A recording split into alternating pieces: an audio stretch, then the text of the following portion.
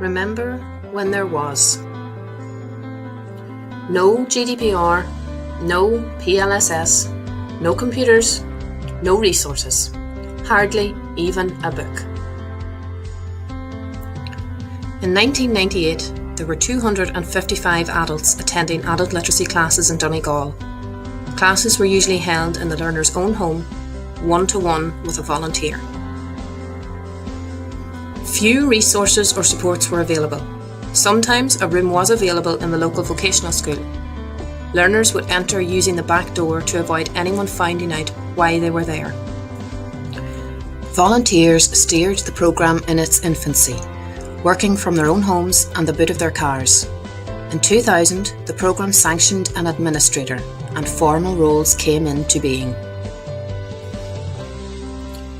In 2001, our Adult Literacy Service renamed itself the Learning for Living programme. Taking the word literacy out of the title was the first step in removing the stigma around accessing the service. The introduction of certified courses at Level 3 allowed us to offer small group classes, and this was a further step in removing the stigma. For most learners, it was their first certificate. Then Levels 1 and 2 were introduced. The benefit of small groups versus one-to-one was clear and offered a progression path. Learners also realised they weren't the only one. Limited one-to-one tuition is still available, but participants are strongly encouraged to join a group. By 2005, the programme had 5 adult literacy organisers, a county coordinator and an administrator, based in South Donegal, Finn and Lagan Valley, Letterkenny, Inishowen and the Gaeltacht.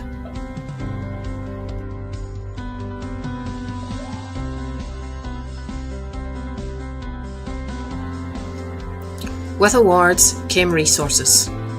A communications workbook was written and was available to every learner doing communications at Level 3.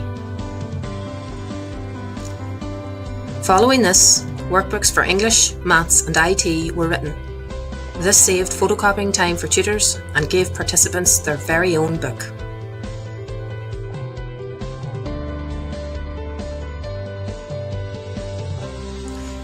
In 2018, the Learning for Living programme had 2,235 adult learners in tuition. There are 17 dedicated FET centres throughout the county, all of which have adult literacy classes running.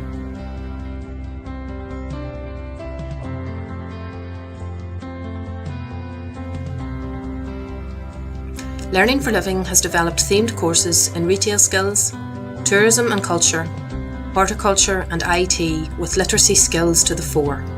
This brings literacy to life and is more attractive to learners. With growth came our associated acronyms and associations. English for speakers of other languages, skills for work, intensive tuition in adult basic education, recognition of prior learning, technology enhanced learning, QQI business system. As ever, the learner remains at the centre, encouraged by diligent and imaginative tutors and participation in award ceremonies, books of student writings and learner outings. The role of the ALO has changed considerably from bygone days at the car boot. We're not sure if we meant GDPR regulations back then. The Learning for Living journey continues.